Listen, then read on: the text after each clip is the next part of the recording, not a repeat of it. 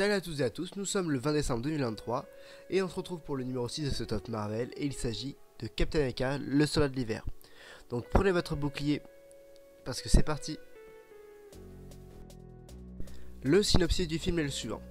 Après les événements cataclysmiques de New York dans The Avengers, Steve Rogers avec Captain America vit tranquillement à Washington DC et essaye de s'adapter au monde moderne, mais quand un collègue du Shield est attaqué, Steve se retrouve impliqué dans un réseau d'intrigues qui met le monde en danger.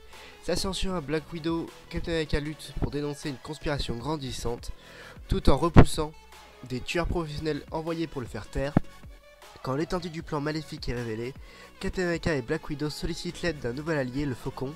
Cependant, ils se retrouvent bientôt face à un inattendu et redoutable ennemi, le soldat de l'hiver. Des super-héros à la pointe. Les gadgets technologiques sont de la partie dans ce deuxième volet. Ainsi, le téléphone portable de Black Widow est désormais capable de suivre la progression de missiles ennemis ou encore de décoder les cryptogrammes. La voiture de Nick Fury dispose d'un système de navigation vocale des plus performants. L'unité d'assaut du Shield déploie des armes high-tech ultra puissantes dont des matraques énergétiques mesurant 45 cm de long et dotées d'une pointe rétractable de 30 cm. Et des membres du Conseil de sécurité mondiale se concertent de par le monde, enfin grâce à un système holographique très poussé. Étrange teasing. Au détour d'un dialogue, il est dit que le Shield a l'œil sur des personnages dites dangereuses entre guillemets, tels que Bruce Banner alias le Hulk et un certain Stephen Strange alias Doctor Strange, comme un teasing pour la phase 3 de Marvel, puisque le personnage aura droit à son propre film au moment de la phase 3. Hommage aux comics. La scène durant laquelle Captain America saute d'un avion sans utiliser de parachute est inspirée de la première couverture du comic Ultimate, sorti en 2002 et dans lequel on voit le super-héros faire également le grand saut. 2 semaines de tournage en plus. Alors que le tournage principal s'achève le 27 juin 2013, l'équipe de production se reforme au début de l'année 2014 pour une session de 2 semaines de prise de vue, un processus courant au sein du studio Marvel, lequel a déjà organisé des tournages supplémentaires pour Iron Man 3 et Thor le monde des ténèbres. Un film décisif dans la saga. D'après le producteur Kevin Feige, Captain America le soldat de l'hiver est très différent des autres films consacrés aux Vengeurs, le conduisant ainsi à être un volet d'une importance capitale dans la saga. Nous avons abordé ce film comme un thriller politique. Je pense que les gens seront surpris de la différence de ton, dans le ton par rapport à nos autres longs métrages. Nous voulions aussi en faire un avec Captain America qui ait beaucoup plus de répercussions menant vers Avengers Age of Ultron. De tous les films de la phase 2, c'est Captain America le soldat de l'hiver qui fera le plus le lien entre les deux Avengers. L'univers cinématographique de Marvel sera très différent au début d'Avengers 2 qu'il ne l'était à la fin du 1 à cause de ce Captain America.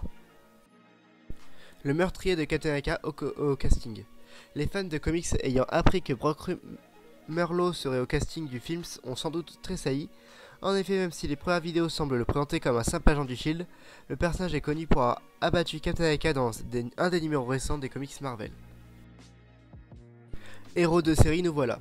Captain America le soldat de l'hiver, voire plusieurs personnages importants des séries télévisées au casting, Cobie Smulders dans How I Met Your Mother, Amy Van Camp Revenge, Sebastian Stan Gossip Girl, Neil McDougall Code Quantum New York Police Blues, X-Files aux frontières du réel, Tom Urgence Justified New York 911 et Alan Dale, Lost, Californication, 24 heures chrono et Newport Beach. Recherche réalisateur désespérément.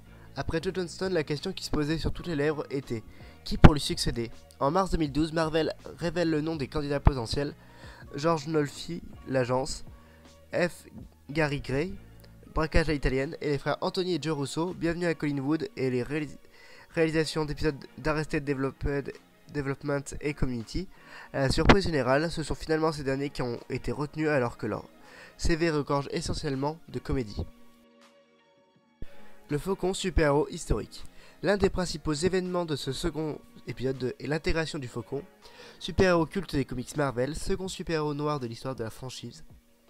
Il est connu pour avoir été le fidèle associé de Captain America durant plusieurs années. Captain pas abandonné. Dans cette nouvelle aventure, Steve Rogers pourra compter, en plus de Sharon Carter et du Faucon, sur de nombreux alliés vus dans Avengers, la Veuve Noire, Black Widow je veux dire, Nick Fury ainsi que Maria Hill. Il faut dire que le soldat de l'hiver n'est pas connu pour être un ennemi simple.